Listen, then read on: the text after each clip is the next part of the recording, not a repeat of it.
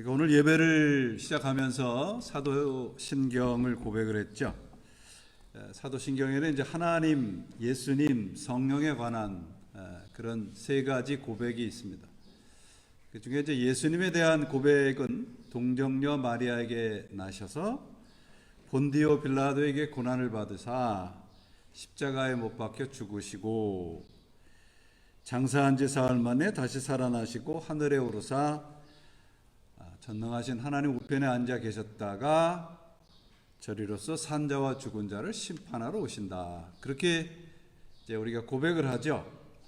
근데 이제 우리 한국 분들만 고백을 안 하는 게 있는데, 십자가에 못 박혀 죽으시고 영어 성경이나 다른 언어로 된 사도신경에는 He descended into hell 이라는 고백이 있습니다. 지옥에 내려가셨다가 그런 고백이 있죠. 이 예수님에 대한 고백은 이제 성육신, 십자가, 부활, 승천, 그리고 재림의 약속으로 정리를 할 수 있습니다. 오순절 이전에 예수님께서 incarnation, 그 다음에 he disease, 죽으심, 이렇게 예수님에 대한 것을 정리할 수 있죠. 영어로 이제 죽는다는 말이 이제 dead, die라는 말을 이제 사용하지만 보통 disease라는 단어를 사용을 합니다. disease라는 단어의 헬라어 원어가 뭐냐면 엑소도스입니다. 그러니까 예수님께서 죽으셨다 그 말은 또 엑소도스란 말은 going into new world 이런 뜻입니다. going into new world. 그러므로 예수님의 죽음은 뭐냐 그러면 새로운 시대가 열렸다 그런 말이에요.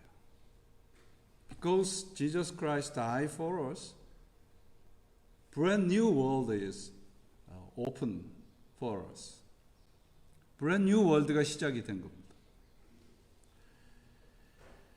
예수님께서 처음 오신 것을 우리가 초림이라고 그러잖아요. First coming of Christ에 대해서 거기에는 십자가의 죽으심, 부활, 승천 그리고 이런 것으로 인해서 우리가 구원을 받는 것이죠. 그렇다면 여러분, 예수님이 처음 오셔서 우리에게 주신 예수님이 오신 탄생과 그 다음에 십자가의 고난과 부활과 승천, 이것에 우리가 한 일은 하나도 없습니다. 예수님은 십자가와 부활을 통해서 우리들에게 모든 것을 주셨는데 우리는 그저 그 구원의 수혜자입니다. 예수님이 처음 오셔서 우리들에게 베풀어 주신 구원에 우리는 구경꾼이었고 그저 구원의 수혜자입니다. Beneficiary of Jesus Christ's salvation. 우리는 그저 예수님의 구원의 수혜자일 뿐이에요. 그래서 예수님께서 십자가와 부활을 통해서 우리들에게 알려주신 것은 하나님의 사랑이죠. 오늘 찬양을 하셨잖아요. 사랑하는 사람은 어디서부터 나온다? 하나님으로부터 나온다. 그렇게 찬양을 합니다. 그러니까 하나님이 우리를 어떻게 사랑하셔서 어떤 축복을 주셨는가를 예수님을 통해서 우리들에게 엑스포지션 해주신 거예요. 엑스포지션이라는 말의 뜻은 앞서서 자리를 마련해 줬다 그런 말이잖아. 엑스포지션. 그게 예수님의 처음, the first coming of Christ입니다. 그러면 여러분, 이제 예수님이 처음 오셔서 내가 다시 오마 그러고 승천하신 다음에 50일 후에 이제 오순절에 성령이 임합니다. 여러분, 예수님이 오시고 십자가에서 돌아가시고 부활하시고 승천하시고 그 다음에 오순절 성령 강림이 있는데 이게 순서대로 이루어지는 것이 맞는가? 무슨 말씀이냐면 예수님이 우리가 예수를 믿고 난 다음에는 자연적으로 성령이 우리들에게 임하느냐 그런 말이에요. 그래서 예수를 믿은 후에 성령을 받았느냐 안 받았느냐 서로 우리가 논쟁을 하기도 합니다. 성령이 곧 우리 모든 그리스도인들이 받아야 할 정해진 프로그램 순서와 같은 것이냐? 만약에 우리가 그렇게 이해를 한다면 이제 성령이 오신 후에도 우리는 할 일을 아무것도 하지 못하게 돼요. 왜? 성령님이 다 대신 해준다고 생각하기 때문입니다. 성령님이 오신 것은 제가 말씀드렸죠. The Exodus, brand new world가 시작이 되는 거예요. The beginning of the brand new world. 그게 성령의 강림하신 이유입니다.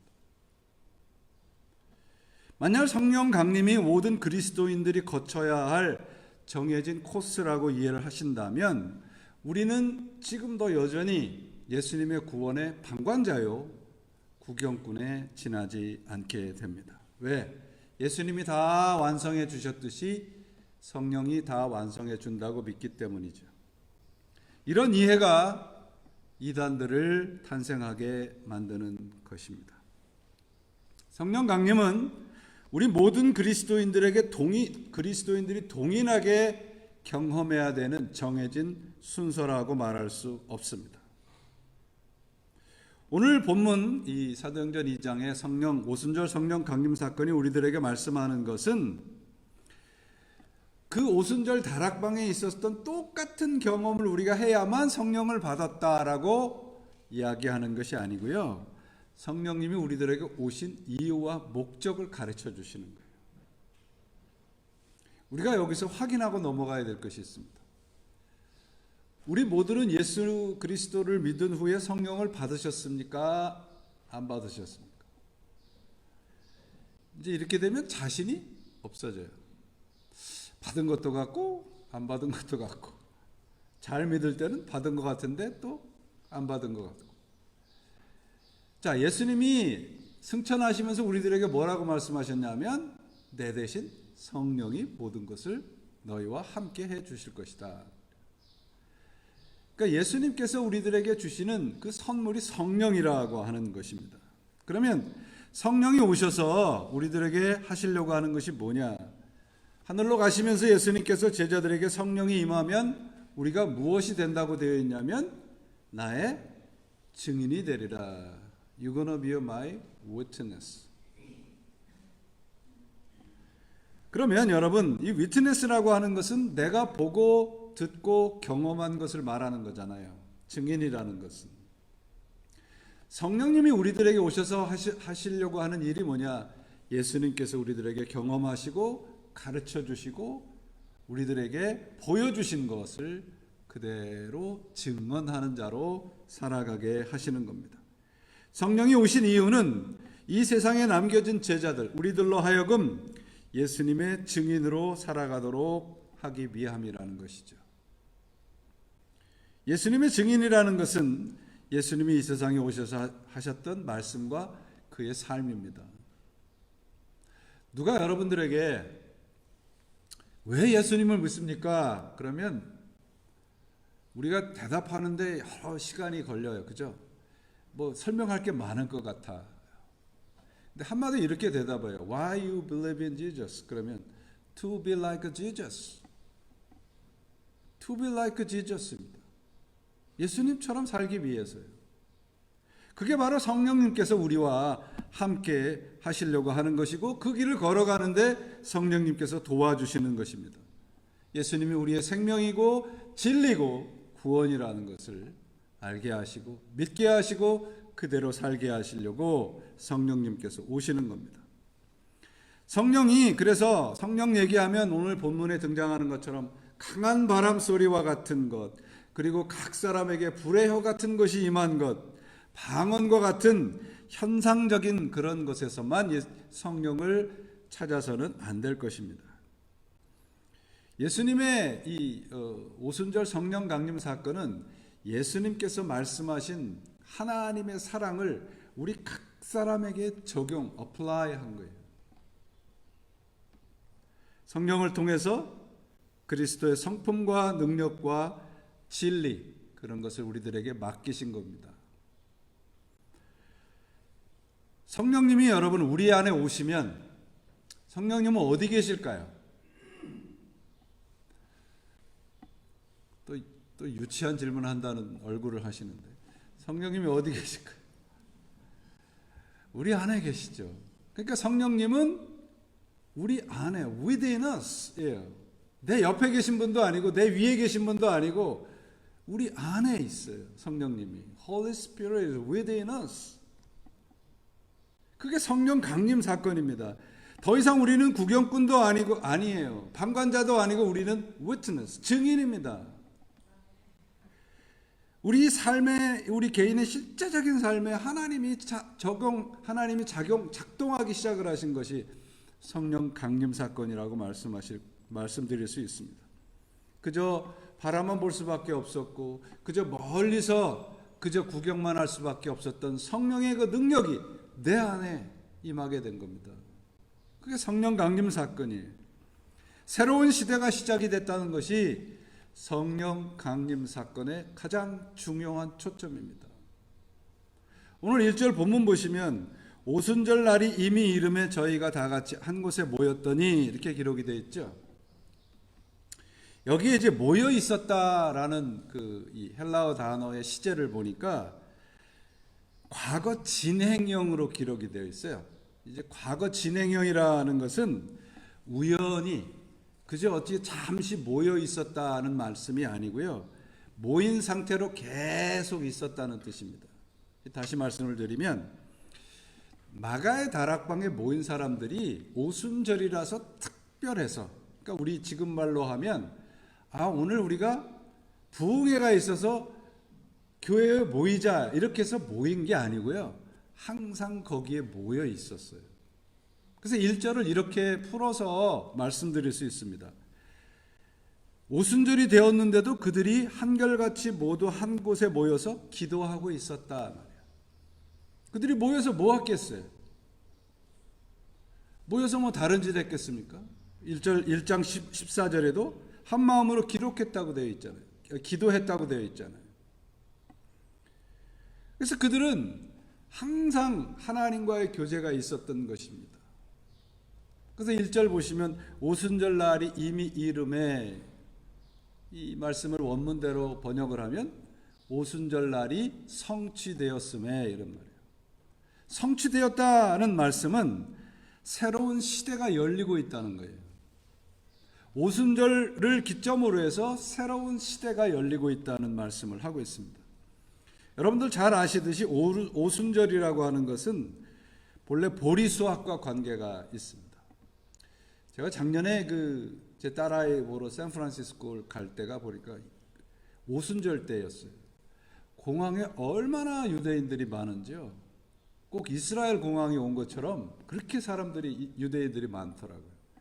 그러니까 이 유대 백성들에게도 이 오순절이라는 게 굉장한 의미가 있습니다. 쉽게 말씀드리면 보리수학과 관계된 추수절기인데요. 6월절에서부터 7주간 지나서 그 다음 날, 그러니까 50일 후입니다. 단순히 보리수학에 관계된 날이 아니라 이 오순절은 이스라엘 백성의 언약을 리뉴얼하는 커버넌트 리뉴얼 데이가 오순절입니다. 하나님이 그들을 애굽에서 데려 나오시고 십계명을 주시고 계약을 주신 거예요. 그것을 기념하는 날입니다. 곧 오순절이 이미 성취되었다, 그 말은 새로운 시대가 출발하고 있다는 것을 알려주고 있어요. 우리 각자에게 적용을 해보자 말이죠. 여러분, 내가 예수 그리스도를 믿고 성령 세례를 받았다, 그 말씀은 이제 새로운 시대의 사람으로 살고 있다, 그런 뜻이죠. 자꾸 우리는 성령에 대한 것을 생각하면 자꾸 뭔가 신비스럽고 초월적인 경험을 해야 된다고 생각을 하시는데 그렇지 않습니다. 우리가 받아야 될 것은 매번 반복해서 성령 세례를 받아야 되는 것이 아니고요. 성령 충만을 받아야 되는 거예요. 성령 충만이라는 것은 여러분 전화기 사용하시다가 배터리가 나가면 어떻게 해요? 충전해야죠. 그게 성령 충만인 거예요. 성령으로 우리의 삶을 계속해서 리차지 하는 겁니다. 그게 성령 충만이에요. 근데 우리는 자꾸 성령 세례를 다시 받아야 된다고 생각을 하시는 거예요. 새로운 시대가 시작이 되고 있던 성령 강림 사건을 두 가지 현상으로 오늘 본문이 증거하고 있는데, 듣는 것과 보는 거예요. 청각과 시각입니다. 청각이라고 하는 것은 급하고 강한 바람 같은 소리였고, 눈에 보이는 것은 각 사람 머리 위에 임하는 불의 혀 같은 것입니다. 그럼 바람 소리 같은 것이 뭐냐 하는 것은 이 구약에서 바람, 구름, 빛은 하나님이 임재하는 presence of God을 상징하고 있습니다. 히브리 말과 헬라어 말이 동시에 같이 바람, 숨, 영이 같은 단어예요. 바람이라는 것은, 호흡이라는 것은 똑같은 단어로 뭐예요? 영의 소리, 생명의 소리를 말씀하고 있는 겁니다. 소리로 묘사된 이 성령이라는 것은 강한 바람과 같은 소리라는 것은 결국 뭐예요? 생명의 소리라는 거예요. 생명의 소리. 그럼 생명의 소리라는 것은 무엇입니까? 하나님 말씀이죠. 하나님 말씀. 3절에 불의 혀같이 갈라지는 것이 그들에게 보여 각 사람 위에 임했다. 이 말씀도 대단히 중요해요. 임했다라는 말씀이 내가 성령을 받으면 그냥 단 이례적으로 성령이 여기서 반짝했다가 그냥 없어지는 게 아니고, 임했다는 단어가 무슨 뜻이냐면 rest on이에요. rest on. 거기 머물러서 함께 살다, 그런 뜻이에요. 성령이 우리들에게 임했다 말씀은 성령님이 내 안에 있어서 나와 함께 사신다, 그런 말이에요. 그러니까 3절을 직역하면 이런 겁니다. 불처럼 갈라진 혀 같은 것들이 그들에게 보였고 그들 한 사람 한 사람 위에 와서 머물러 살고 있었다. 잠시 스쳐가는 것이 아니고 성령과 함께 살아가게 되었다는 것입니다. 성령이 임하신다는 것은 이례적인 사건이 아니에요. 오늘도 지금 이 순간에 우리가 의식하지 못하고 느끼지 못할 뿐이지, 성령은 우리들에게 계속해서 타치하고 계신다고요. 성령에 민감한 사람들은 그걸 아는 거죠. 그래서 성령님의 지시함에 따라서 살아가게 되는 겁니다. 이 불의 혀라는 말씀, 불 역시도 하나님의 임재를 말하는 것인데, 혀라는 말씀은 글로오사라는 단어인데 이 단어는 말씀이라는 뜻이에요. 말씀. 그러니까 불의 혀 같은 것이 임했다, 그 말씀은 하나님이 말씀으로 임했다, 그런 뜻이에요. 강한 바람 같은 소리, 불의 혀, 하나님의 생명의 말씀을 상징하는 말씀입니다. 그런데 이게 우리의 눈으로 보고 우리의 귀로 들었고 우리가 느낄 수 있었다는 말씀은 뭐냐면, 성령님이 우리의 일상의 자리에 실제적으로 오셨다는 거예요. 성령님이 내가 만질 수 있고 느낄 수 있고 들을 수 있고 볼 수 있다는 말씀은 실제적인 사건이라는 거예요. 여러분, 성령님을 만나러 산속으로 기도원에 가실 필요 없습니다. 성령님을 만나러 부흥회 같은 데 찾아가실 필요 없어요. 내 안에 계신단 말이에요. 하나님의 말씀으로 내가 그분의 말씀대로 살아가려고 하면 성령님께서 말할 수 없는 능력으로 우리들에게 임하여 주셔서 그 말씀대로 살아가게 만드신단 말이에요.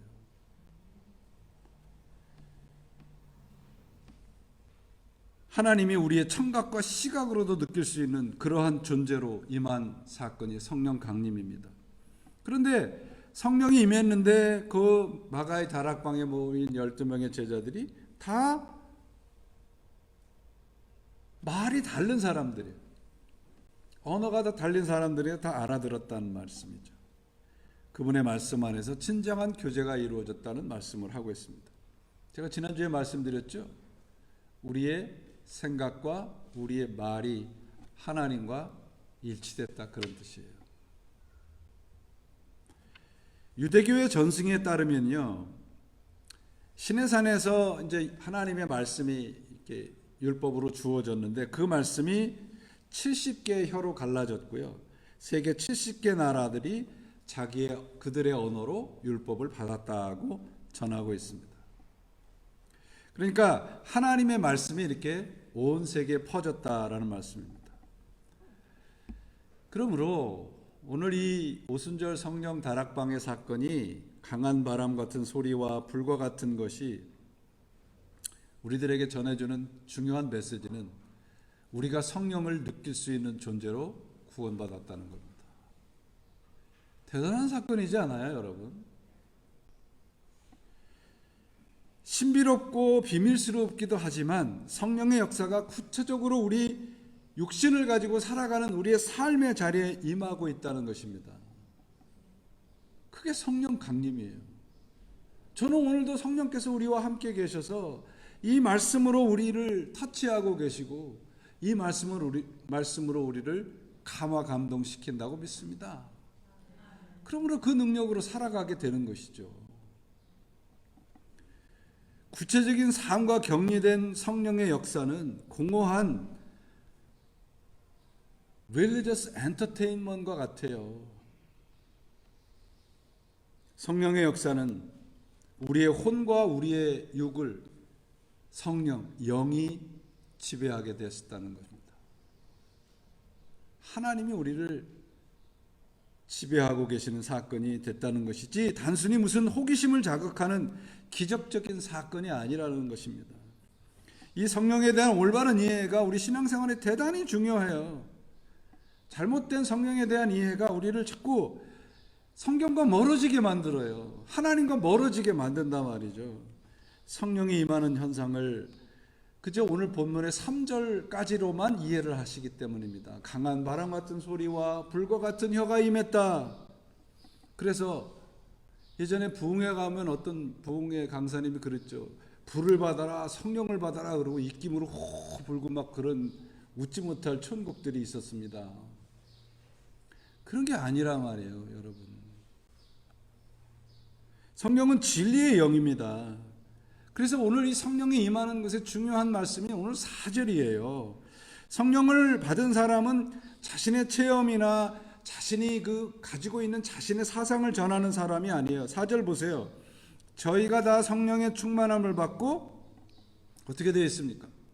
성령이 말하게 하심을 따라 다른 언어들로 말하기 시작하니라. 성령 충만한 사람은요, 자신의 생각에 따라서 자신이 느끼는 대로 말하는 사람이 아니라는 거예요. 우리가 여러분 이렇게 감정이 확 북받쳐 오를 때, 뭐가 화가 나고 그럴 때 생각 없이 말하잖아요.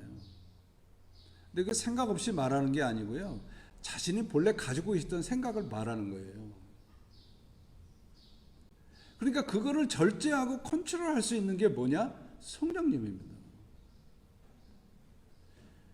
요한복음 16장 13절에도 예수님께서 성령에 대해서 이렇게 말씀을 하세요. 진리의 성령이 오시면 너희를 모두 진리 가운데 인도하시고 그가 스스로 말하지 않고 오직 들은 것을 말하게 하신다. 오직 들은 것은 뭐예요? 하나님의 말씀이에요.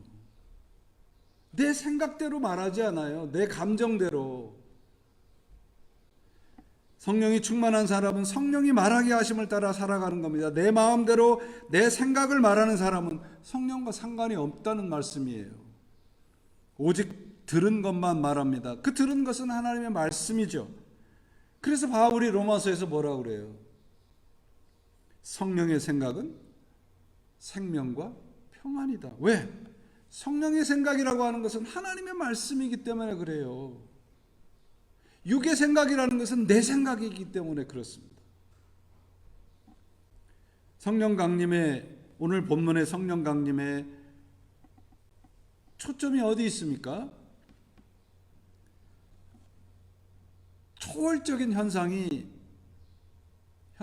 있기보다는요, 바로 우리 한 사람 한 사람에게 있습니다. 성령 강림의 포컬 포인트가 뭐야? 우리 한 사람 한 사람이에요. 사람들의 변화에 있습니다. 우리 먼저 생각과 성품과 경험까지 다 바꾸어진 새로운 사람이 되는 거예요. 그래서 오늘 4절에 뭐라 그래요?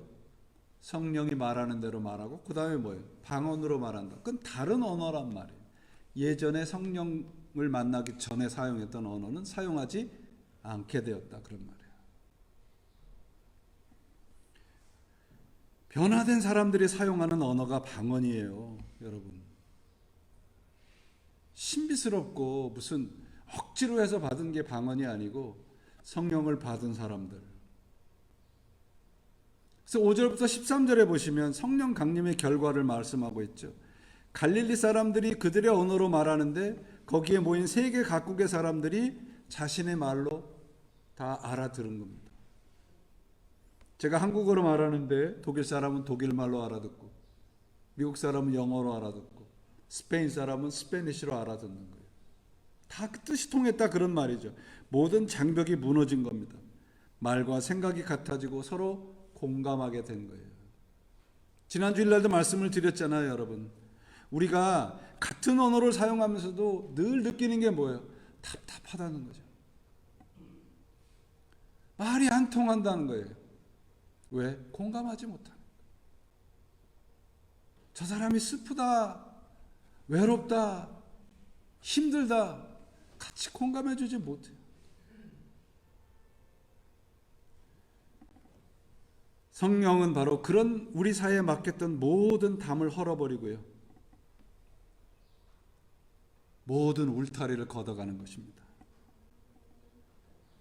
그래서 9절부터 10절에 기록된 이 사람들, 천하 각국의 사람들은 7개 민족의 이름과 9개 지역의 이름으로 로마를 중심으로 한 전 세계의 사람들을 거기에 기록을 해놓은 겁니다. 전 세계에 하나님의 말씀이 퍼지게 된 겁니다. 갈릴리라고 하는 정말 작은 지역에서 출발해서 온 세상을 품게 되는 역사가 성령 강림인 겁니다. 여러분, 우리가 이 자리에서 성령이 충만한 교회로 서 있다면 세계 각국을 품을 수 있는 그런 교회와 그리스도인들이 되고도 남습니다. 저는 그렇게 믿습니다. 교회가 커요? 교회가 작아요? 성도가 많아요? 적어요? 아무 상관없어요, 여러분. 성령의 임한 오늘 사건을 보세요. 120명이 세계 각국을 품었습니다. 성령이 그런 능력을 우리들에게 주시는 거예요. 담과 울타리가 무너진 겁니다. 끼리끼리가 아니고 이제 함께해요. together. 성육신 하나님이 우리 인간이 되어주신 것처럼 우리가 갖고 사는 모든 울타리와 담벼락이 무너진 사건이 성령 강림 사건입니다. 어느 교회에서요, 이런 일이 있었대요. 누가복음 10장에 보면은 선한 사마리아 비유가 나오죠. 그 목사님이 이제 어린아이들을 놓고 선한 사마리아 비유를 막 가리키고 있으니까, 그러면서 이제 이렇게 물었어요. 그 사마리아 사람은 왜 강도 만난 사람을 도와주었을까요? 애들이 다 딴짓하고 막, 근데 그 중에서 제일 이렇게 아주 불만스러운 얼굴을 하고 있는 애한테 물었대요. 얘야, 왜 사마리아 사람이 그 강도 만난 사람을 도와줬을까? 그랬더니 애가 심드렁하게 목사님을 쳐다보더니 자세히 보니까 잘 아는 사람이었는가 보죠.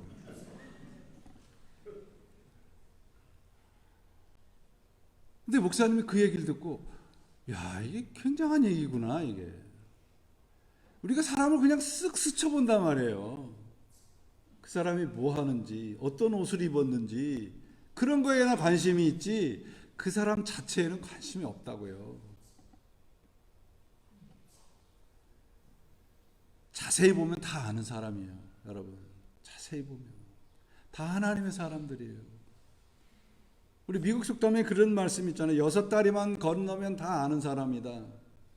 그 수학하는 사람이 이걸 그 수학적으로 산술적으로 풀었더니 우리 모든 인류는 4다리만 건너면 다 아는 사람이 된대요. 우리 믿는 사람들 참 창피하잖아요. 교회만 달라도, 교단만 달라도 전혀 상관없는 사람들처럼 살아갑니다. 우리 말이 그래서 그런가 봐요. 우리 말은 다르다는 말과 틀리다는 말을 그저 그냥 똑같이 사용하지 않아요? 그죠?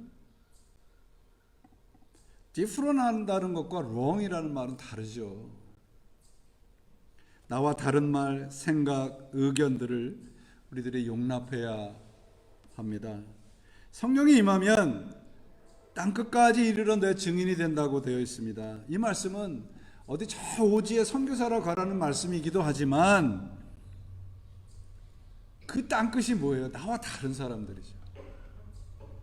생각이 다르고 말이 다르고 의견이 다르고 생김새가 다른 사람, 성령을 품고 그 자리까지 가라는 말이죠.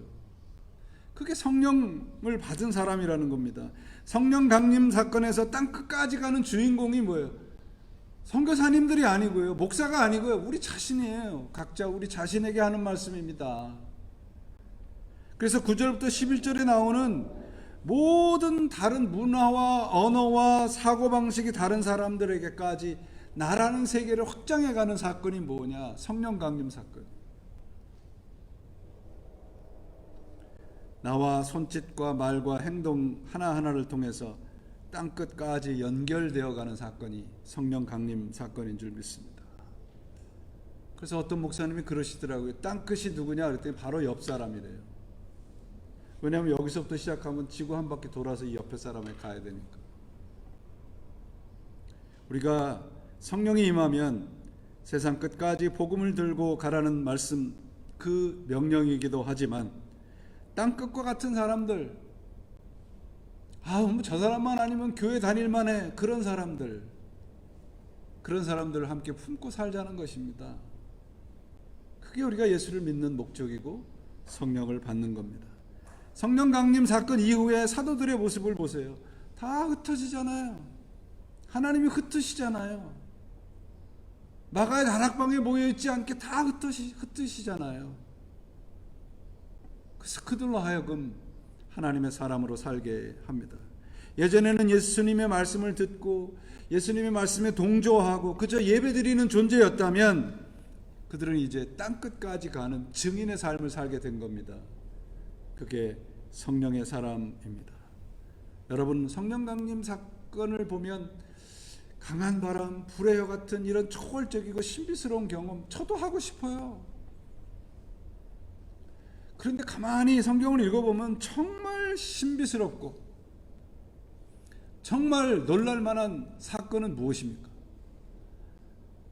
자기 스승을 저주하기까지 부인하고 배반했던 베드로가 예수님을 위해서, 하나님의 말씀을 위해서 십자가에 거꾸로 달려서 순교를 하지 않습니까? 예수를 찾는 사람, 예수를 믿는 사람을 찾아다니면서 죽이려고 하고 죽였던 사도 바울, 그도 하나님의 말씀, 십자가와 부활의 복음을 위해서 자기 인생 전부를 걸지 않습니까? 이것보다 신비스러운 일이 어디 있습니까? 더 신비스러운 일은 뭔지 아십니까? 저예요. 저같이 형편없고 저같이 정말 하나님의 말씀을 제대로 전할 줄 모르는 사람을 이 자리에 세우셔서 하나님의 말씀을 전하게 하시는 것보다 신비스러운 일이 어디 있습니까? 다른 데 가서 신비스러운 걸 찾지 마시고 말씀 안에서 변화된 나 자신,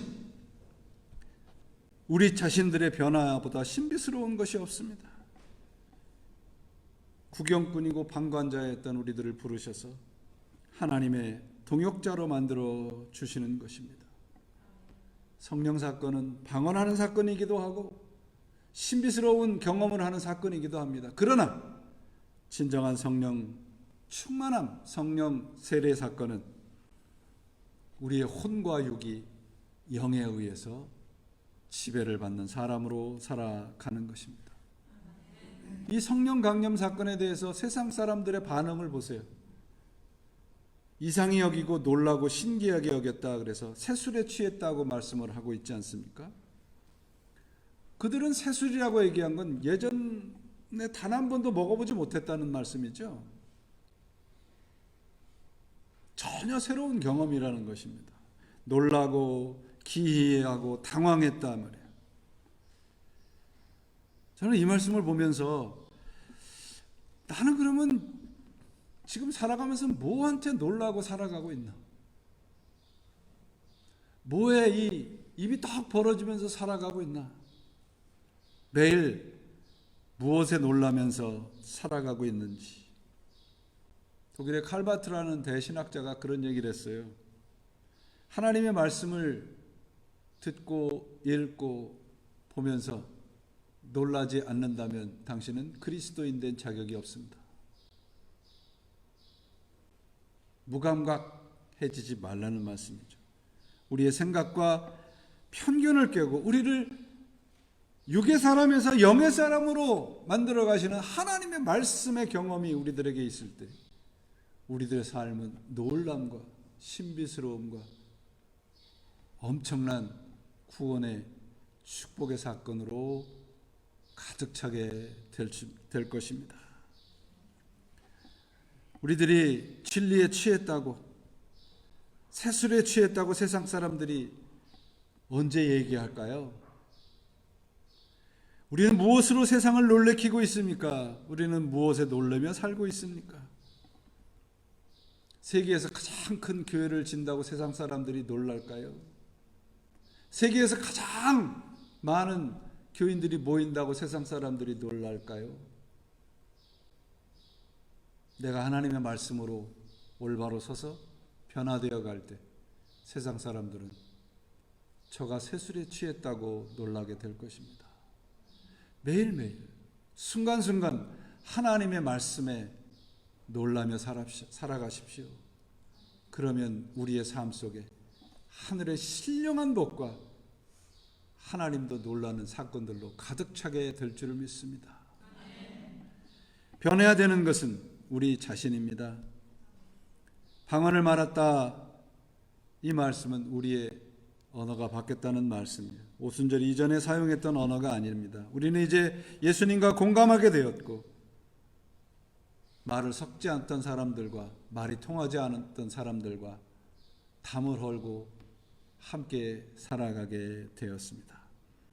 사랑하는 여러분, 성령 강림은 현상적으로 단 오순절 성령 강림은 단 이례적인 사건이지만 영적으로는 오늘도 우리 안에 계속 진행되는 사건입니다. 성령이 우리 안에 계십니다. 우리 안에 머물러 계시고 우리를 찌르고 계시고 우리를 인도하고 계십니다. 그 성령의 민감한 사건으로 살아가시기를 바랍니다. 강한 바람과 불의 혀 같은 곳에서 성령을 찾지 마시고요. 내가 살아가는 자리, 내가 땀을 흘리고 내가 힘쓰고 애쓰는 우리의 일터에서 성령의 인도하심에 따라 살아가시는 성령 강림 사건들이 되시기를 예수 그리스도의 이름으로 축원을 드립니다. 기도하시겠습니다. 하나님 아버지, 감사합니다.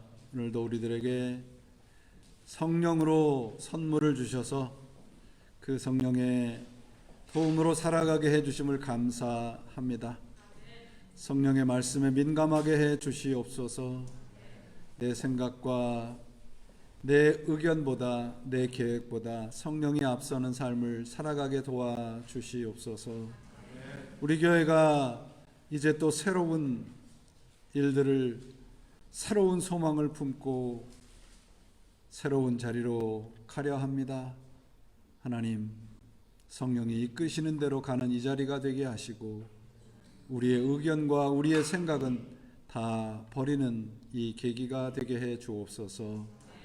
예수 그리스도의 이름으로 감사하며 기도합니다. 아멘.